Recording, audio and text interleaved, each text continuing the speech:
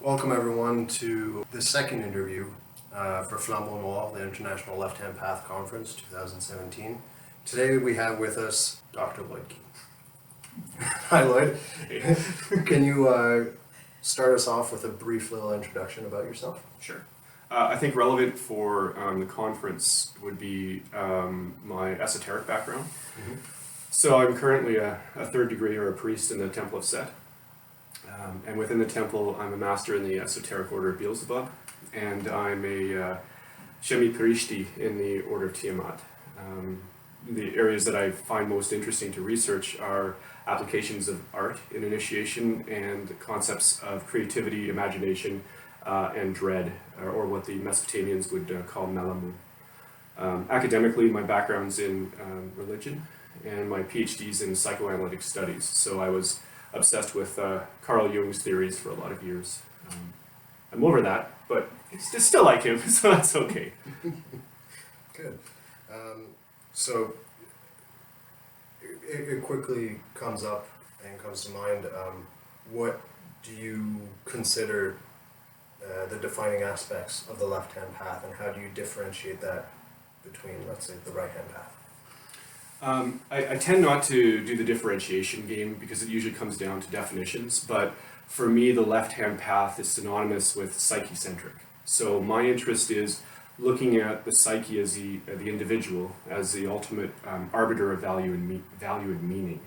So what that means is that your religion can't tell you that, your family can't tell you that, your social groups can't tell you that, your friends, family, nobody. No one can tell you what's right for you, what you need to do.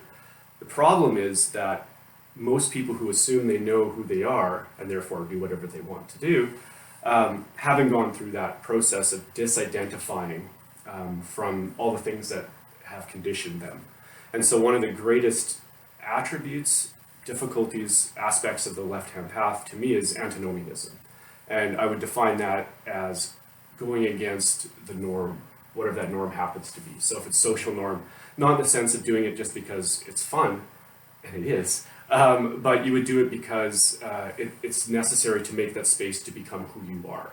And so you have to be able to disidentify from all the things that aren't you to be able to find out what is left, and then build on that and live your life connected to that vision.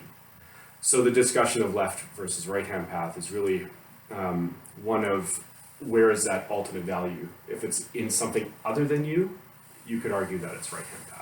Whether it's God, whether it's your political party, whether it's the child that you gave birth to, whatever it happens to be. If it's something other than you, then there's a chance that it's right-hand path. Right. Good. So with that, we know that you've mentioned to us that you're releasing a book this year called The Four Perspectives. Yeah, the Black Horizons, Four Perspectives for Traversing the Left-Hand Path. Right. Can you kind of describe to the viewers what that's going to be about? Sure. So it's going to be uploaded to Lulu, so it's self-published. I'm not sure what publisher would want that, but that's fine. Essentially what it does is it records or it reflects my process to the point where I'm at now. So essentially it was a way for me to look at how I've come through 20 years of right-hand path sort of traditions and what I've learned from that and where I am now. And so the important part of that is it's a way for me to look at my own situation in an objective way. And what I assumed was going to be, there's 6 or 7 different practices that I'm going to continue for the rest of my life, or there's going to be some particular philosophy that I'll adhere to. What ended up happening was that I discovered that there are 4 perspectives that I used throughout my life, even before I considered myself left-hand path. And without going into details, because it's really not that relevant for now, the 4 perspectives are Tyro, or the beginner, the recruit. The idea that you need to be able to estimate what you need to do for the goals you need to do. What are the core skills and capacities and abilities or tools that you're going to need to amass? Then there's a seeker. You have to have the ability to be able to focus with laser-sharp precision. For me, this was academic work, so that allowed me to be able to shut out all the other things that wasn't relevant to my research. The explorer, and really this is the core of the book, I want a world populated with explorers, and by that I mean people that can focus like that, but are also open to the tangential, the strange, the weird. You may know few people like that, but be able to appreciate the oddness of life, the synchronicities, the excitement of that. And then the watcher, and that's a perspective that I'm just now starting to understand, that the more you develop along this path, the more you become a draw or a gravitational well, if you want, for other people. And the metaphor that I use throughout the book is this idea of traveling to a black hole. So that's essentially the outline of the book. It's written from a Setian perspective, mostly with Setians in mind, but I tried to make it as open as possible for other people in the left-hand path to maybe appreciate parts of it. Mm-hmm. But I mean, that's up to the reader. I'm not there to twist their arm. So. Right, yeah. That is a good point to bring up, since I did help you with a bit of that proofreading, and it is something that there is terminology there, but it's very easily uncovered for anyone that's that is at least a beginner in understanding this, and it is a differentiation of being psyche-centric, as you said from before, and it's really good, and I'm excited to see it published. Thanks. And you kind of said that you've practiced for 20 years in different paths and stuff like that. Can you kind of let us know kind of what you did and kind of what brought you to the temple? Like, how did that? Yeah, sure. I go into that a bit in the book as well. And I should say that's one of the things about the book is that I'm interested in process, how people got to where they were. And so this is about me reflecting on my process so that others may look at it and say, okay, it's not quite me, but I get what's going on. So my process, I think, would have started with, in the 80s, with the purchase of Richard Cavendish's Black Arts. And who doesn't love that book? So weird things happened. Obviously, I was an instant palmist or whatever. But from the very early on, from the 80s, I would have been sort of interested in two diverse yet interconnected, with, for me anyway, paths. One would have been sort of ceremonial magic, Donald Michael Craig type thing, and solitary Wicca. So I love the sort of veneration aspect of Wicca, but I love the mystery and the depth of the numinous of ceremonial magic. And eventually that led to working with a teacher within paganism and Wicca. I also did work with Crowley quite specifically, and I would say a very whitewashed, sanitized version of Thelema. Okay. So that was sort of where I was for quite a while. That influenced my doctoral research, or not my doctoral, my master's research, in comparing Jung's Mysterium Conventionis, the Alchemy, CW14, and Magic Liber. So Crowley became a very big inspiration for me personally and academically. And I was also very drawn to my ancestral background, sort of Irish-German. So it ended, the long process of that also involved some Buddhist meditation, mindfulness practice, that kind of thing. So eventually, I think I was giving an offering to Thor or something, and I just snapped. Not crazy snap, but something decided, no, I said, I cannot do this for the rest of my life. I'm not going to do this for the next 40 years. I don't really believe that those gods exist, but I like the aesthetics. I love that if you want to use the archetype, if you want, of those things.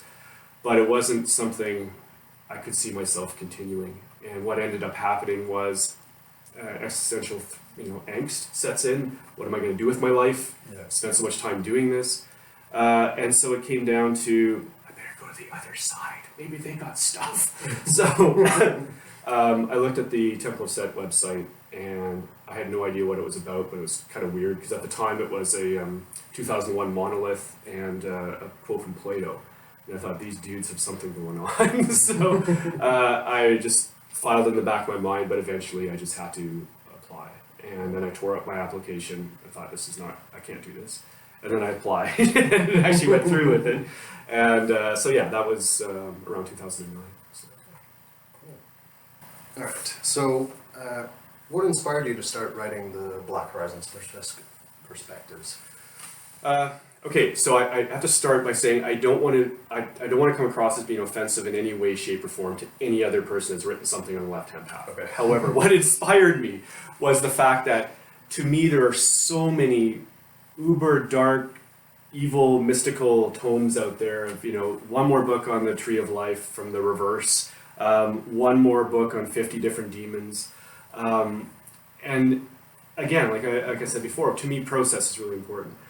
Fine, if you want to write about 50 different demons, that's great. How is that helping you? How has that changed who you are? How are you applying these things? And so I would love to see more practitioners on the left-hand path write books about how they got to where they are, what their understandings are, and how they change. One of the reasons I wrote this book was that I needed as a sort of a checklist, check mark, really. It's like, I've gone to here, and that was once a goal, and now I'm starting over, and there'll be a new goal. How will my vision change from the time that I put this out to 5 years down the road, 10 years down the road? And so I can look back at those and say, yeah, that's changed. And I would expect other people to be able to do the same thing. If you've been practicing on Dragon Rouge, if you have that experience, how have you changed from the time you came in to the time now? How will you change from now 10 years down the road? Right. So it's about process. It's not about the wonderful dark aesthetic. That's great. That's part of it, but that's a minor part from my perspective. Right. So the book is really about the processes that you've found as you've gone through. So those are kind of those four perspectives are kind of the core essences that you've found through those. Yeah. Right. And so, what was that sort of need that drove you through this process? Okay, well, I think a way to look at that would be, if you think of a band, and I think you probably can. Yes! So if you think about it, if you can play, you can be the best badass musician, and all you ever do is play in your basement. No one's going to challenge you. You have 5 friends over, maybe your parents. You have a fan club of the neighbors. Actually, no, they probably wouldn't be a fan. But the point is, that if you never leave your basement, then you never have any friction. You never have any opportunity for people to call you on your bullshit. You never have any opportunity for adulation, for recognition. So the need for me is always communication. So how do I get this out? I can do that within the temple, and that's fine. But what happens if I step out? What happens if I throw it out? Ideally, I had thought I was going to write this book purely in a public sense, without any reference back to the temple. But I realized that this is my school, this is my language that I use, and while I should be able to communicate in non-Setian terms, this is what I wanted to communicate in the way that I wanted to. I suspect what will happen down the road is I'll probably look at reevaluate the 4 perspectives and maybe add more, maybe remove some. But the point is there's a need to get it outside so that there's an opportunity for friction, for growth. Right. Yeah. That makes sense. So with that in mind, in terms of friction and stuff, is there other things that you're working on? Is there? Yeah, I never stop. So right now, I'm actually currently really irritated with a piece that I'm working on, an art piece for the conference. Okay. So it's pinned up on my wall, and it's a large piece, and I sit there with my marker for horrible amounts of time until I get very sore and tired. So I'm working on that, and of course, Obsidian Will, our band, we're working to record some stuff. The band to me is important, just like visual art for me. It's a platform to engage the black flame. Right. And so the lyrics that I've written for the band, at least the songs that I've written the lyrics for, are sort of abstract attempts at engaging with the black flame, but more importantly, to reflect it to those who see. I mean, I can't speak for your ability, but I'm a pretty bad drummer. But the point is that it's not about how I'm playing, it's what I'm playing and why. And from my experience, the times playing live and talking to other individuals, people are getting it. They'll get their own interpretation of what I'm trying to communicate, but the core principle is there, and I think that's really what I'm most interested about with that kind of thing. So yeah, it's constantly either doing visual art or working with the band. Mm-hmm. And I think that's a good thing to point out that when we talk a lot, especially during band practice and stuff, your sort of anti-fill. you don't wish to put too much into it. You're always wanting to get to the core sort of communication of it, and that's, I think, something that we both kind of agree with a lot. Well, it's also easier not to drop your sticks that way. Yeah. Those other drums are just wasted time. Yeah. So with that, I guess you could kind of say that drumming is another approach that you use to refine your process. So can you think of other things on your journey that have been that have stood out for you as major learning points? Oh yes, so many learning points. I think the most important thing that I've taken from the left-hand path, and that I'm adamant about, is that we are the sole source of the numinous, the sense of mystery, the sense of darkness in the best sense of the term. Yeah. For years, goddess, God, gods, spirits, archangels, angels, Enochian yada yadas, whatever it is, I was always looking outward. And it wasn't until I started realizing that, wait a minute, this is projection outward. What am I projecting? I'm projecting that core, if you want to call it a divine pattern, that core aspect of myself. And rather than looking outward, why am I not continuously looking inward? And it doesn't mean you're shutting yourself off. I would use the term isolate intelligence, not isolated. So at no point do you want to cut yourself off, but you have to, at the end of the day, you're alone. You need to work with yourself and your own understanding.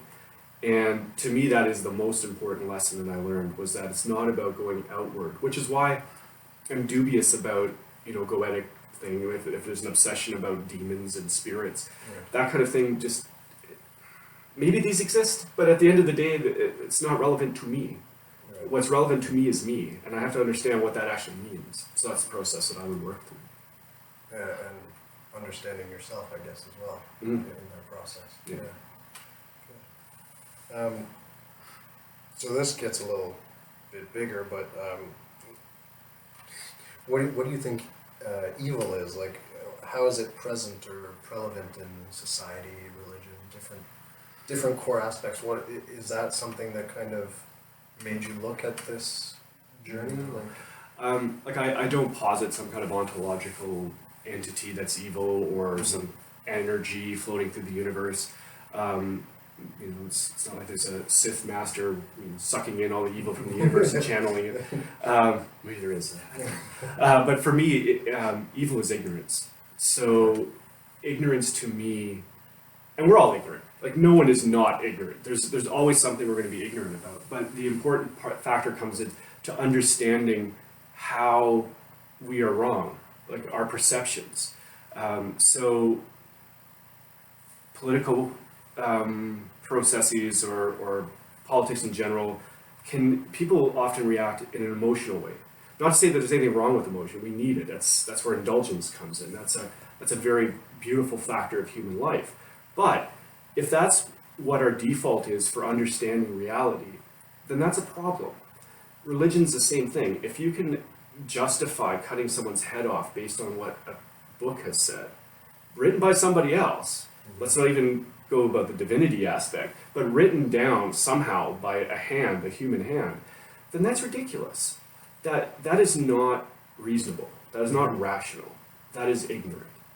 And so to me, believe whatever you want, do whatever you want, but you have to be able to bring it back and say, is this reasonable? And this is one of the things that nobility in the temple sets often talk about. It's one of those things where acting noble, being noble, is really important. And the way I see nobility defined would be right thought, right word, right deed. And so sometimes the right thing is a bad thing. You may have to do bad things, but the motivation is right. And that is partially to do with self-reflection and understanding, observation, pain. You have to suffer to understand this. There's no way to just find a mystical answer to things. You have to go through. I had to go through disidentifying from all the things that I thought very vehemently held as a belief. So that was ignorant on my part, and therefore that was evil. But again, like left-hand path versus right-hand path, good, evil, I'm not saying it's, situational ethics, but it's hard to discuss those unless we start defining terms very early on. Mm-hmm. But to me, if I were to summarize it, evil is ignorance. Right. Yeah. I see that as pretty accurate. So, would you say that, what do you define as the black flame then? You've kind of touched on it a little bit here, but can you go a little bit more, and I guess kind of how that helps to shed ignorance? Well, my definition of the black flame is always changing. Right. So I think one of the ways that I would start with is to take three things that are very important to me. So imagination, creativity, and isolate intelligence. Without the black flame, these three things are impossible. Okay, so you could see it as maybe the matrix of these things, the genesis of these things, but as you can tell, that's amoral. Like there is no guarantee that the black flame is beneficial or good, or applied in a way that's beneficial or good. You can think of, I know it's always horrible to go to the most extreme, but whatever. So if you can imagine, if society deems executions the way to go, would it not be the easiest thing to just drop a rock on someone's head? Oh no, we have to come up with multiple different ways of somehow, extinguishing someone's life. So, well, how much chemical do we need? There's so much effort put into this, so much imagination, so much creativity. And for what? It's very bizarre. So the black flame isn't something which is just bona fide good. So it's something that needs to be applied. And so I think the way the black flame would work with doing the good would be you need to have all that background, you have to have all that training, that insight, that wisdom even, to understand how to apply it. And so that means you have to understand your needs, your direction, your divine pattern, and then utilize that in that way. But the black flame, Esoteric Order of Beelzebub, we use the idea of the set substance. So it'd be a substantia, energia, and telos, substance, energy, and purposefulness. And I kind of like the idea that, as a metaphor, if we think of the black flame not as an energy or a thing or a thought process, if we think of it as an actual tangible substance, then we can think maybe of something like Carpenter's, I think it's John Carpenter's, the Prince of Darkness. So if you think of a tube of green goo, when that goo touches you, you're transformed, right? Unfortunately, the movie, you're transformed into some kind of satanic zombie. But ideally, if you were to look at the black flame, you could see it as, metaphorically speaking, something like a rarefied substance, a substance that should be protected, and a substance that should be defended, and a substance that needs to be utilized in good ways. And so that's how I would see the black flame. The ooze part is probably more of a just entertainment value, but it's an interesting way of looking at it anyway. Yeah. And that's something that I find that rings true for me, that we speak about a lot of. We can easily fall back asleep if we're not constantly looking for friction, looking for ways to refine our process of going through that black flame, and that rings true for me as well. So with sort of that in mind, and how you tend to refine things, what can you say kind of what a typical day looks like for you in a way? Jerk. Typical day. Well, it's a typical work day. I usually get up before 5, shower, do that, feed my rabbit Ragnar. I'm not feeding Ragnar to my rabbit, I'm feeding Rag, whose name is Ragnar. And you have breakfast, and that usually leaves me about 35-40 minutes to do mindfulness practice. I practice Tai Chi and Bagua, so I might work on some weapons forms or solo forms. I take that opportunity to read or to work on some art. And that's a moment to collect myself, so when I go out, I'm more awake, physically and mentally, I suppose. And then for me, and I go into this a little bit in my book, the moment I step out of my apartment to the time I'm coming back home, that period of work time, I don't differentiate between mundane time and non-mundane time, or my life is initiation. Initiation's my life, and therefore work is part of that.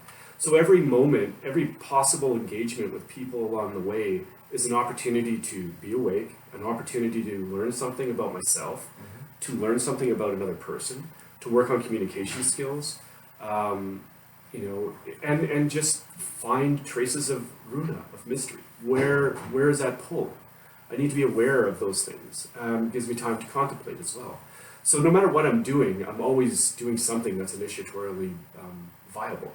The ritual chamber is probably the least important component of initiation, because it's good to have that ability and that space. But ultimately, every part of our life is that. So when I come home, training, some nights I'm training in Taiji and Bagua, other times I'm working on art. And if I'm watching television or a movie, it's usually one I've seen 15 times. I'm on season 3 of Battlestar Galactica for the 5th time. So I usually watch things which I find inspiring, or that challenge the way I perceive reality, the subjective universe that I'm projecting outward.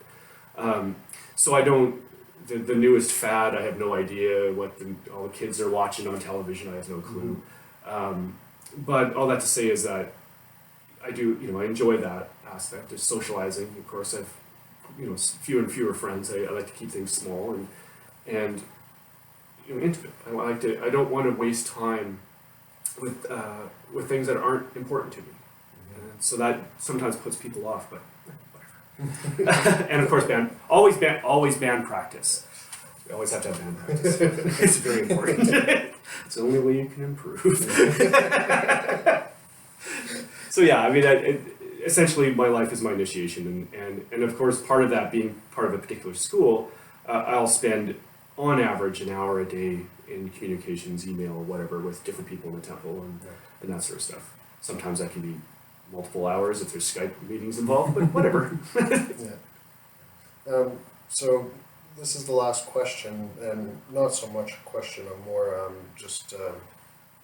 is there any information or anything you'd like to say to the viewers before we close out about or regarding Flambeau Noir? Yes. Basically, okay, there's no one person at this conference is going to have the same definition of left-hand path. So that's the first thing. So you're going to be able to meet people that see things in possibly fundamentally very different ways. So it's one thing to read about that, it's another thing to meet somebody face to face, and you can have that dialogue mouth to ear. And I'm looking forward to the challenging aspect. So, you said this in this book. What does that mean? So you can do that. If you're not on the left-hand path, but you're curious in alternative spiritual practices or routes to go, this is an opportunity to see some pretty heavy movers and shakers in the left-hand path. This is a great opportunity to put faces to names. And also, I think it's just really cool that's happening here. And my hat's off to you and to the other organizers. This is not a small undertaking, and Ottawa needs to be shaken up. And this is a great way of doing that. So buy your tickets. Well, thank you, Lloyd, and we hope to hear your lecture and see your book. So, like Lloyd said, check out your tickets. Go to flambeaunoir.com or check us out on Facebook, and have yourself a nice day. Thank you. Thank you.